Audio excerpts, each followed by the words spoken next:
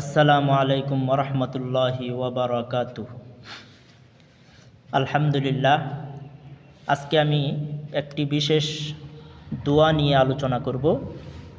দোয়াটি অত্যন্ত গুরুত্বপূর্ণ।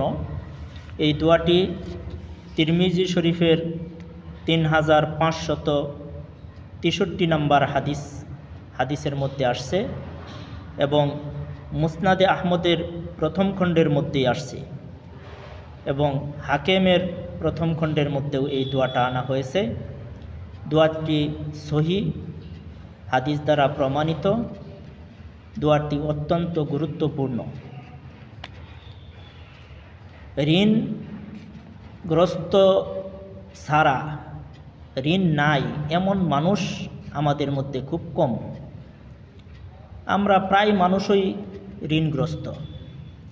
তো এই জন্য ঋণের পেরেশানি, ঋণের বোঝা আমাদের মাথায় যে চাপা আছে, এই ঋণের বোঝা নিয়ে যে আমরা পেরেশানিতে জর্জরিত, এই জন্য যদি আমরা মুক্তি পেতে চাই তাহলে এই দোয়াটির আমল যদি আমরা করি তাহলে অবশ্যই আমরা ঋণ থেকে মুক্ত হতে পারব এবং আমাদের পেরেশানিও আল্লাহ তাআলা দূর করে দিবেন। তে দোয়াটি হযরত আলী রাদিয়াল্লাহু তাআলা আনহু থেকে বর্ণিত।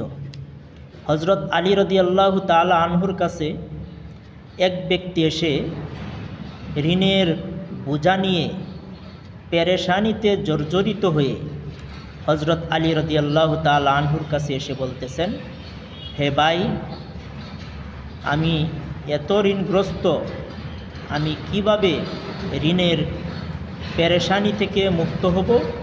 আমাকে একটা সহি তরিকা আপনি শিখিয়ে দেন। আমার ঋণ পরিশোধের একটা ব্যবস্থা আপনি করে দেন। তে হযরত আলী রাদিয়াল্লাহু তাআলা আনহু ওনাকে বললেন, ভাই, আমি কি আপনাকে রাসূল করিম সাল্লাল্লাহু আলাইহি ওয়াসাল্লাম আমাকে যে ঋণ মুক্তির যে আমল শিখিয়েছেন, ওই আমলটা কি আপনাকে আমি বলবো?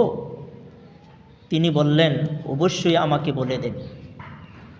তো হযরত আলী রাদিয়াল্লাহু তাআলা আনহু বললেন যে রাসূল করিম সাল্লাল্লাহু আলাইহি ওয়াসাল্লাম আমাকে বলেছেন, যদি কোনো মানুষ পাহাড় পরিমাণ ঋণগ্রস্তও হয়, তার ঋণের বোঝা যদি পাহাড়ের চেয়েও বেশি হয়, তারপরেও আল্লাহ তাআলা সে যদি এই ছোট্ট দোয়াটির আমল করে, তাহলে আল্লাহ তাআলা তাকে পাহাড় পরিমাণ ঋণ থেকে তাকে মুক্ত করে দিবেন এবং তার পেরেশানি আল্লাহ তাআলা দূর করে দিবেন।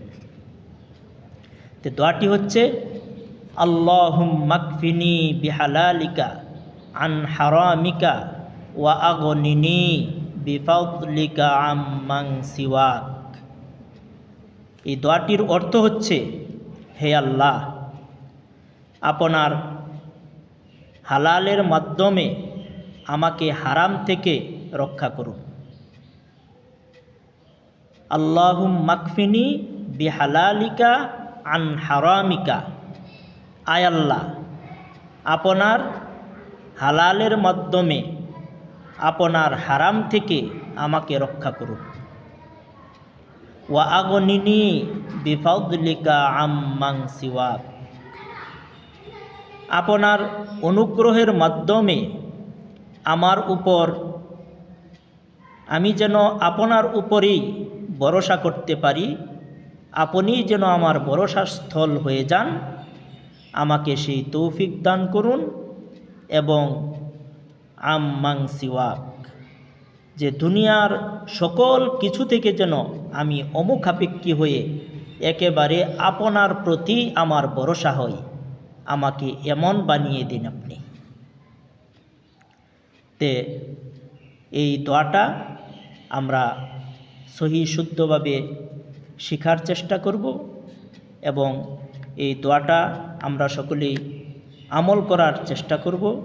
দোয়াটি হচ্ছে, আমি আবারও বলতেছি, আল্লাহুম্মা কফিনি বিহালালিকা আন হারামিকা ওয়া আগনিনি বিফাদলিকা আম্মান সিওয়াক।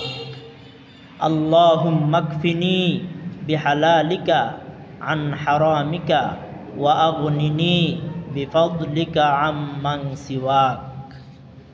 এই দোয়াটি আমরা সকলেই, যে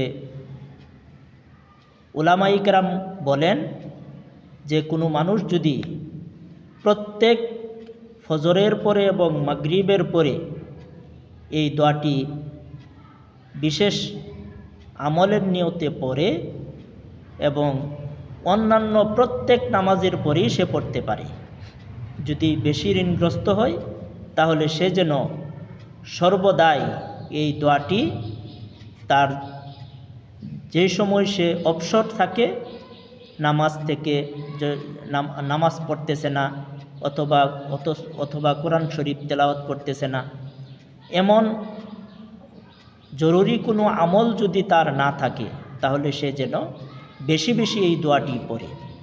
যদি এই দোয়াটি বেশি বেশি পড়ে তাহলে আল্লাহ তাআলা পাহাড় পরিমাণ ঋণের বোঝাও যদি তার মাথায় থাকে তারপরেও আল্লাহ তাআলা তাকে অবশ্যই মুক্ত করে দিবেন এবং তার চিন্তা এবং পেরেশানি আল্লাহ তাআলা নিজ জিম্মায় দূর করে দিবেন। তাই আল্লাহ তাআলা আমাদের সকলকেই এই দোয়াটি যেন আমরা আমল করতে পারি, আল্লাহ আমাদের সকলকেই তৌফিক দান করুন। সবাই বলি আমিন। আসসালামু আলাইকুম ওয়া রাহমাতুল্লাহি ওয়া বারাকাতুহু।